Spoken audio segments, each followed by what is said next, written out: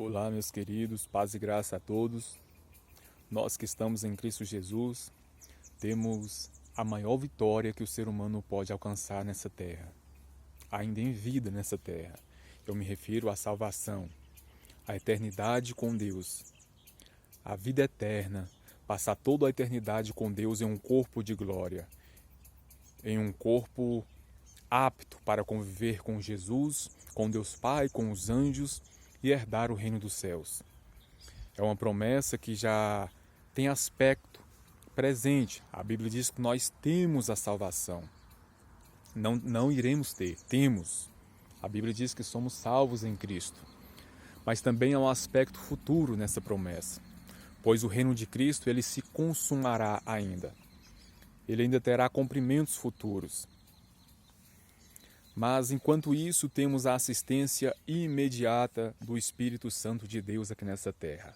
Ele não nos deixou só, Ele nos deu o seu Espírito, que é um com Deus Filho e é um com Deus Pai. O Espírito Santo é o Deus Todo-Poderoso que está com a sua igreja, está com o seu povo, está conosco. Nós não estamos só.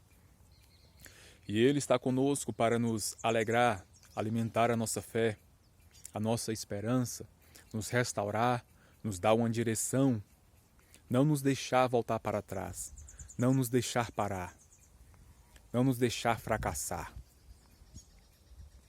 Nós temos o Espírito de Deus conosco. Esta é a maior vitória que o ser humano pode alcançar. Porém, essa vitória não é um resultado dos esforços humanos, dos seus recursos, dos seus dotes e façanhas. Essa vitória é um resultado da graça generosa e amorosa de Deus para com o ser humano. Se nós fôssemos entregues à nossa própria sorte, todos nós fracassaríamos. Nem mesmo o universo está entregue à sua própria sorte. A Bíblia diz que o universo ele foi criado e é sustentado por Deus. Deus o sustenta com a palavra do seu poder. Se o universo fosse entregue à sua própria sorte, já teria entrado em caos, em um colapso total. Estaria pior do que o caos registrado em Gênesis capítulo 1, versículo 1 em diante, em que a Bíblia diz que a terra estava sem forma e vazia, e havia trevas sobre a face do abismo. Então Deus não nos entrega a nossa própria sorte. Ele nos alimenta, Ele nos convence dos nossos pecados, dos nossos erros. Ele nos conduz ao arrependimento e nos mantém na sua santa comunhão. Ele nos guia nessa terra. Ele nos faz vencer os obstáculos, as barreiras, os desafios, as oposições. A igreja, o servo de Deus, eles não podem ser parados nessa terra por nada. E quando tomam a ousadia de matar um desses pequeninos, seja qual for a espécie de morte, muitos já foram crucificados, dilacerados por leões, colocados no jardim de Nero como velas humanas, incendiados para iluminar o jardim de Nero. Muitos foram mortos a fio da espada, incendiados. Quando isso acontece, estamos apenas passando dessa vida para uma vida melhor. Estamos voltando para casa. Nós não podemos ser parados. O servo de Deus não pode parar. A marcha da igreja é incontível, é irresistível, porque a igreja não luta pelo seu próprio poder. A igreja luta sob a dependência do poder do Deus Criador do céu e da terra, do Deus Todo-Poderoso. Portanto, as religiões místicas, os livros de autoajuda, eles infundem no homem uma ideia de que o homem é forte, que o homem é protagonista da sua história, de que o homem é autossuficiente. Porém, a Bíblia vem na contramão dizendo que o homem é fraco, que o homem precisa de uma ajuda que vem de fora. A nova era diz que há uma força dentro do homem, mas a Bíblia diz que a força não está dentro do homem. A Bíblia diz que a força está em Deus, em Cristo Jesus. O homem precisa de uma ajuda que venha de fora, que venha de Deus. O homem precisa de um recurso extra, de um recurso que venha de fora. O homem precisa de uma assistência que venha de fora. E essa assistência não pode vir de outro lugar senão de Deus.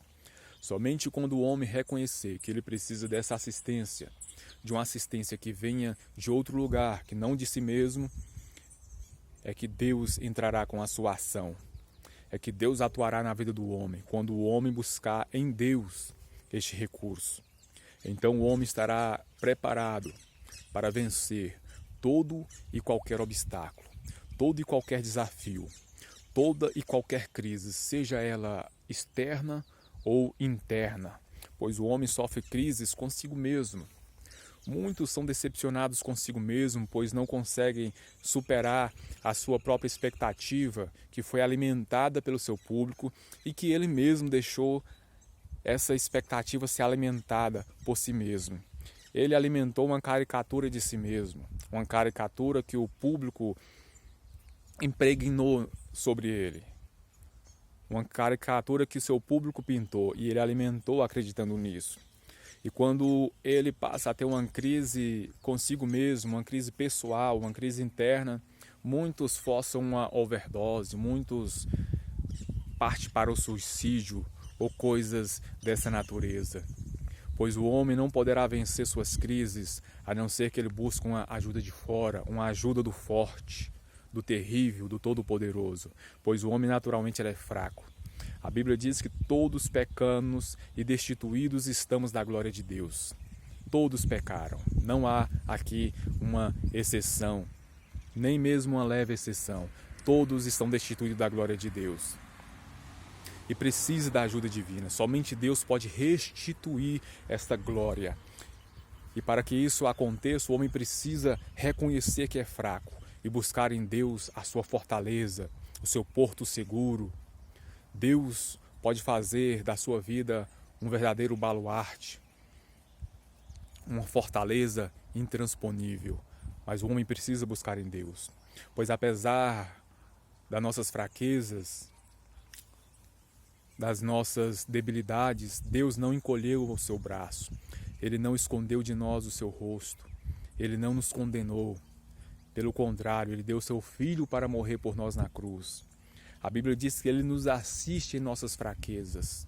Assistir aqui não é o mero ato de ser um espectador, de assistir um filme, uma peça teatral, um stand-up. Assistir aqui é dar assistência, é se aproximar, é carregar o seu jugo, é dizer para você: não desista porque eu estou com você, você não está sozinho. Eu abro a porta. E se eu não quiser abrir a porta, eu te sustento com a porta fechada. Deus é desta forma. Ele não nos deixa só. O ser humano precisa reconhecer que é fraco. Pois mesmo quando a Bíblia diz que diga ao fraco, eu sou forte, não é uma referência aos dotes e façanhas humanos. Não é uma referência aos recursos humanos. É uma referência ao poder de Deus, a força de Deus sobre o seu povo. Lembremos das condições de Deus para com o seu povo Israel. Se Israel permanecesse firme, fiel à promessa, à aliança de Deus, andasse nos princípios, preceitos e estatutos divinos, Israel seria um povo irresistível. Nenhuma nação poderia com Israel. A promessa de Deus para Israel é: as nações vos pagarão impostos e tributos, as nações vos trarão ouro e prata. E a nação que resistir, esta perecerá. Se Israel permanecesse fiel a Deus, Israel seria incontível, irresistível, seria uma espécie de rei da terra.